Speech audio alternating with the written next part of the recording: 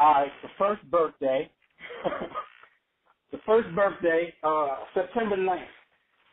Well, let me explain the segment to you guys real quick.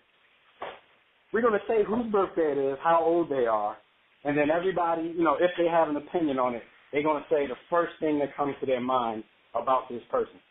So the first person we're going to go into with a happy birthday is B.J. Armstrong, 43 years old today. Paul, what you think of when you think of B.J. Armstrong? The only thing I think of when I think of B.J. Armstrong, man, is young boy. Because I swear, all the years that he played with the Bulls, and I enjoyed watching, Bulls were one of my favorite teams, I could swear that B.J. Armstrong wasn't no older than like 11 or 12. Homie was like one of the youngest looking dudes ever. That's the first thing that comes to mind. I always associated B.J. with being young, even though he wasn't, but he just looked young. I can imagine what he looked like now at 43. He probably looked like he's about 18. I know. Hey, B.J. Hey, Dad, I got something to say about B.J. Armstrong. What you got? So first off, when I think of B.J. Armstrong, the first thing I think of is Paul, B.J. Second thing I think of is this. I remember B.J. Armstrong when he was in a three-point contest with a dirty white T-shirt on and a pair of feet-lots. Because the Bulls cut him because he was considered to be too pro-black, and he still showed up at the three-point contest looking like he walked off a bus. I'm sorry. You know what? I'm sorry. That was Craig Hodges. Same thing. It was the Bulls point guard. Well, like I said initially, B.J. Armstrong, pause for one. And for two, I agree with B.J. B.J. Armstrong was the youngest looking old head in the world. He looked like he wasn't he though? First off, he never had any facial hair, and I don't trust black men without facial hair. Yo, he As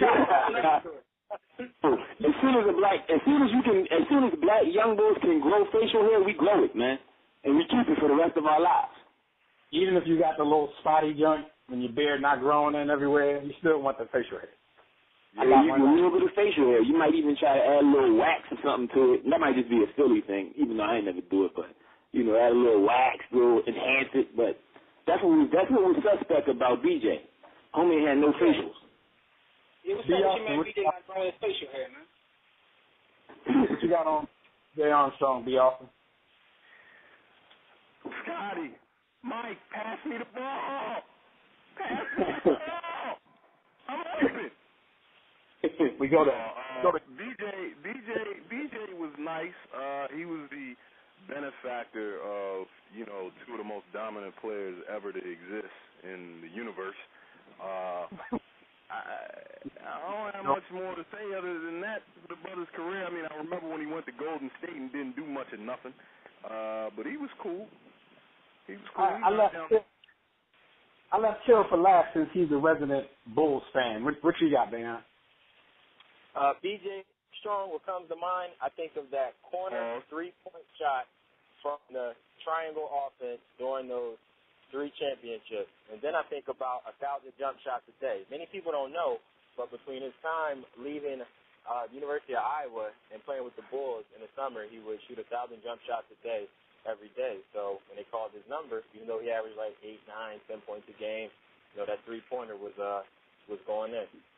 Kill. All right, wow. Let me co-sign my co-host right there. So that was our Kill Bayon dropping that ether for y'all, just in case y'all didn't know. Because Kill is the resident ether drop. You know how many jump shots he took. Welcome to the war room. We got Dev, Kill, Jimmy, PJ, B. Austin, the hot block commander. Give it to you how you want it in a 1 or 2 hour show to keep the brain running with the premise to talk sports on a national level. Bold with the topics, sort of like some rebels. When it's game time, they like the Fab Five during prime time. Sports conglomerate to speak their minds a little bit. For sports medicine and sports veterans and greats. The 4th and 26th or the war in Kuwait. It's the war room with 5 nights at the round table. 5 Philly guys diversified and educated.